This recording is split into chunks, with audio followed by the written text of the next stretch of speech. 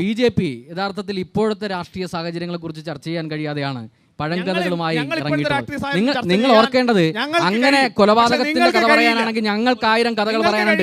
നിങ്ങളെ ഈ രാജ്യത്തിനകത്ത് നടത്തിയിട്ടുള്ള മുഴുവൻ കൊലപാതകങ്ങളെ കുറിച്ച് പറയേണ്ടി വരും, ആൾക്കൂട്ട കൊലകളെ കുറിച്ച് പറയേണ്ടി വരും, ഭക്ഷണത്തിന്റെ പേരിലും വസ്ത്രത്തിന്റെ പേരിലുമൊക്കെ നിങ്ങൾ ആൾക്കൂട്ട കൊലപാതകം നടത്തിയതിനെ കുറിച്ച് പറയേണ്ടതായി വരും. ഈ രാജ്യത്തിനകത്ത് ജനാധിപത്യപരമായ വിശ്വാസത്തിൽ അർപ്പിച്ചുകൊണ്ട് ജീവിക്കാൻ കഴിയാത്ത അന്തരീക്ഷം ഈ രാജ്യത്തിനകത്ത് ഉണ്ടായത് ഇവിടെ BJP ഭരിച്ചു തുടങ്ങിയതിന് ശേഷമാണ്.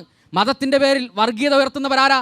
ഈ രാജ്യത്തിനകത്ത് മതത്തിൻ്റെ പേരിൽ ഏറ്റവും കൂടുതൽ വർഗീയ കലാപം നടന്നത് ഈ 2014 ശേഷം BJP അധികാരത്തിൽ വന്നതിന് ശേഷമല്ലേ? നിങ്ങൾ എന്താ അത് ചർച്ച ചെയ്യാത്തത്?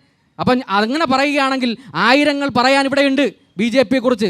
ഇവിടെ ഈ കേരളത്തിനകത്ത് ഈ തെരഞ്ഞെടുപ്പിൽ ചർച്ച ചെയ്യേണ്ടത് ഈ കേരളത്തിനകത്ത് ഇടതുപക്ഷ ഗവൺമെൻറ് 2016 ശേഷം കടന്നു വന്നതിന് ശേഷം ഇവിടെ നടപ്പിലാക്കിയിട്ടുള്ള വികസനങ്ങളെ സംബന്ധിച്ചാണ്. നിങ്ങൾ ഓർക്കണ്ടേ, UDF കാലം ഉണ്ടായിരുന്നല്ലോ, ഒന്ന് ഓർത്തെടുക്കണം. എന്തായിരുന്നു ഈ കേരളത്തിലെ അവസ്ഥ? ഇവിടുത്തെ സ്കൂളുകൾ പൂട്ടിപ്പോയില്ലേ? ഇവിടുത്തെ റോഡുകളുടെ അവസ്ഥ എന്തായിരുന്നു? ഏതെങ്കിലും ഒരു ആശുപത്രിയിൽ പോയാൽ വെറും പാരസെറ്റമോൾ മാത്രം കിട്ടിയിരുന്ന ആശുപത്രികളായിരുന്നില്ലേ? പെൻഷൻ കിട്ടിയിരുന്നോ?